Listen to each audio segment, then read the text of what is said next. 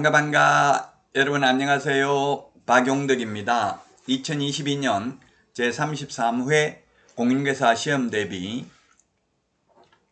여단아 200문제 시간입니다. 자, 이번 시간 46번부터 보도록 하겠습니다.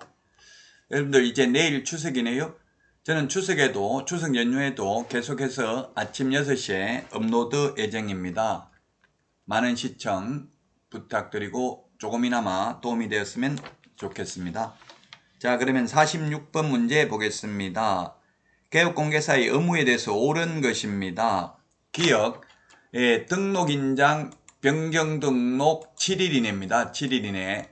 우리 암기 프린터 39번에 2번에 있는데요. 암기 프린터 없는 분들은 네이버 카페 박용덕 박사의 부동산 여행에서 다운로드 받을 수 있습니다. 기억은 맞고요. 2번 개업공개사는 중개 완성 시 거래 당사자에게 손해배상 책임의 보장에 관한 주요 사항을 설명하면 되고 관계증서 사본 등을 교부할 의무는 없다 했는데 교부도 해야 됩니다. 만약 교부 안 하면 100만원 이하의 과태료입니다. 설명 안 해도 100만원 이하의 과태료입니다. 아예 처음부터 보정 설정을 안 하면 임의적 취소, 취소 안 하면 업무정지 처분할 수 있습니다.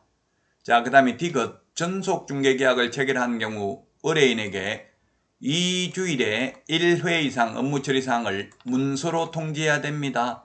일주일에 2회 하면 X고요. 문서 대신에 시험에 통지 방법에는 아무런 제한이 없다. X로 출제됐습니다. 자, 그 다음에 일반 중개계약서 3년 보존해야 된다. X입니다. 일반 중개계약서는 작성할 의무도 없고 보존할 의무도 없습니다. 다만 일반 중개계약서도 법정 서식은 있습니다. 국토부 장관이 표준 서식을 정해서 그 사용을 권장할 수 있습니다. 그리고 일반 중개계약서 필요적기사항이 물가 수준이죠. 중개상 물의 위치 및 규모, 거래 예정 가격, 거래 예정 가격에 의한 중개보수, 의뢰인과 개업공개사가 준수하여야 할 사항을 기재한 일반 중개계약서 작성을 요청할 수 있습니다. 3년 보존하는 것은 전속중개계약서 확인설명서는 3년 보존이죠. 우리 암기 프린터 46번에 7번, 8번에 보면 전속중개계약서 확인설명서는 3년 보존입니다. 그리고 거래계약서와 매수신청대리 관련 서류는 5년 보존입니다. 3년 보존, 5년 보존 꼭 기억을 하셔야 되겠습니다. 따라서 46번의 정답은 2번이 되겠습니다. 2번이 정답입니다.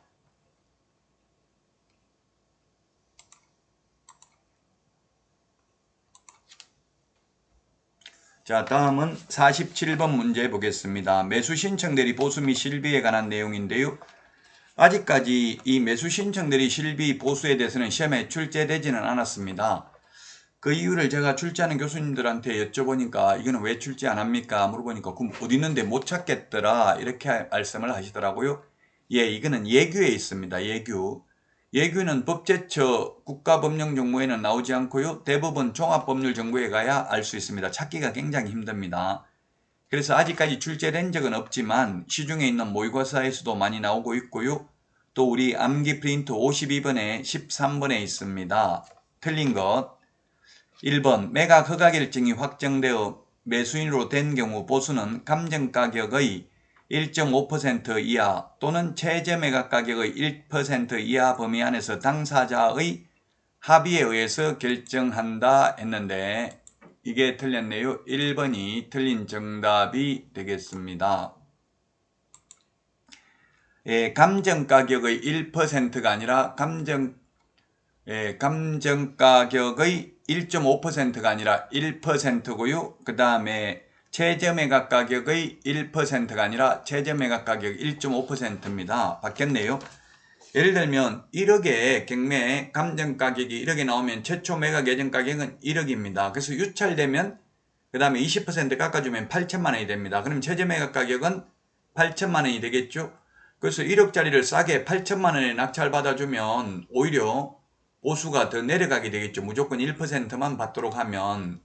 그래서 1.5% 8천만 원에 1.5% 하면 5840 120만 원이 되겠죠. 120만 원까지 받을 수 있습니다. 둘 중에 합의된 금액이기 때문에 높은 금액을 받을 수도 있습니다. 감정가 1% 또는 최저 매각 가격의 1.5% 중에서 합의된 금액을 받을 수 있습니다. 그래서 1번이 틀렸고요.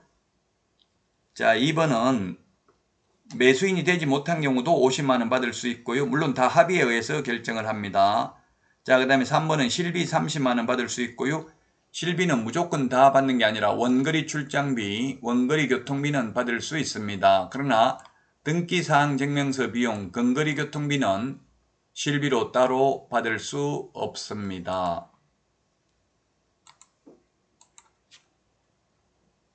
자, 다음은 48번입니다. 토지거래 허가구역 지정과 관련된 내용으로 옳은 것입니다.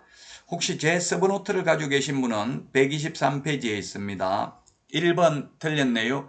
행위제한이 강화되는 지역이 아니라 행위제한이 완화되는 지역을 허가구역으로 지정할 수 있습니다. 행위제한이 강화되면 땅값이 안 올라가겠죠. 땅값은 집을 지을 수 있는지 없는지에 따라 땅값이 결정됩니다. 예를 들면 개발 제한구역으로 지정되면 집을 지을 수 없죠. 행위제한이 강화되니까. 그러면 허가구역으로 지정할 필요도 없을 것입니다. 행위제한이 완화되는 지역에 대해서 지정할 수 있습니다. 이번 국토부 장관은 허가구역을 지정한 때에는 지체 없이 허가구역의 지정기간 등을 공고하고 그 공고 내용을 시도지사를 거쳐서 시장군수구청장에게 통지해야 됩니다. 2번이 맞네요. 시도지사를 거쳐서 통지하게 되고요. 그 다음에 3번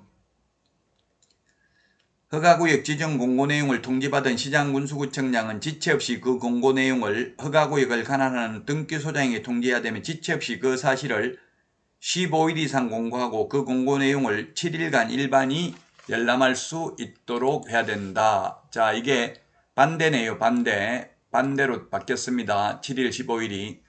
70주파, 7일 이상 공고, 15일간 열람 이렇게 암기하시기 바랍니다. 70주파, 7일 이상 공고입니다. 자, 그래서 3번 틀렸고요. 4번은 처음에 허가구역을 지정했을 때는 5일 후에 효력이 발생합니다만은 재지정, 축소, 해제의 경우에는 즉시 효력이 발생합니다. 자, 그 다음에 5번은 지정 사유가 없어졌다고 인정되는 경우에는 해제, 축소할 수 있는 게 아니라 하여야 합니다. 그래서 틀렸고요. 답은 2번이 정답이 되겠습니다. 자, 다음은 49번입니다. 관할구역 밖으로 사무소를 옮기는 경우입니다. 관할구역 밖으로 옮기는 거하고 관할구역 안에 옮기는 게 다르죠. 관할구역 밖으로 가면 무조건 등록증 재교부, 관할구역 안에서는 원칙 재교부, 예외 기재사항을 변경하여 교부할 수 있습니다. 기억은 틀렸네요. 사무소 옮기고 나서 10일 이내 이전 전의 등록관청에 신고하는 게 아니라 이전 후의 등록관청에 신고해야 된다. 제가 우리 이사 가는 거하고 똑같다고 했죠. 이사 가고 나면은 이사 간 지역의 동주민센터에 전입신고하잖아요. 전출신고 안 하고. 마찬가지로 이전 후 등록관청에 이전 신고합니다. 그 다음에 이전 전에 발생한 사유로 인한 개업공개사에 대한 행정처분은 이전 전의 등록관청이 하는 게 아니라 이전 후의 등록관청이 합니다. 그래서 이전 후의 등록관청이 할 수 있도록 최근 1년간 행정처분 및 행정처분 절차가 진행 중인 경우 그 관련 서류를 송부해야 된다. 우리 암기 프린터 18번 맨 밑에 두 번째 까만 별표에 있습니다. 송부를 해줍니다. 따라서 이전 전이 아니라 이전 후 등록관청이 하게 되겠습니다. 리얼은 관할구역 밖으로 옮기면 반드시 재교부해야 됩니다. 관할구역 안에서는 원칙 재교부, 예외 등록증의 기재사항을 변경하여 교부할 수 있습니다. 따라서 1번이 정답이 되겠습니다. 자, 다음은 50번 문제입니다. 휴폐업에 대해서 틀린 것입니다. 1번 임신, 출산, 징집으로 인한 입영, 치약, 질병으로 인한 요양 등 부득이한 사유가 있으면 6개월 초과할 수 있습니다. 임신 출산이 올해 신설됐습니다. 자, 그 다음에 2번 재개신고를 받은 등록관청은 반납받은 등록증을 즉시 반환해야 된다. 예, 즉시입니다. 지체 없이가 아니고 즉시. 지체 없이가 아니고 즉시라는 표현을 쓰는 것은 공인중개사법에서는 여기밖에 없습니다. 부동산 거래 신고 등에 관한 법률에서 즉시가 한 번 더 있죠. 이행강제금을 부과했는데 이행을 하면 새로운 이행강제금 부과는 즉시 중지하되 이미 부과된 것은 징수하여야 한다. 이런 표현이 있습니다. 자, 그 다음에 3번입니다. 폐업신고는 전자문서에 의해서 할 수 있다 했는데 휴업, 폐업은 전자문서 불가능합니다. 우리 암기 프린트 51번에 27, 28번에 있습니다. 왜냐하면 등록증 원본을 반납하러 가야 되니까 방문신고만 가능합니다.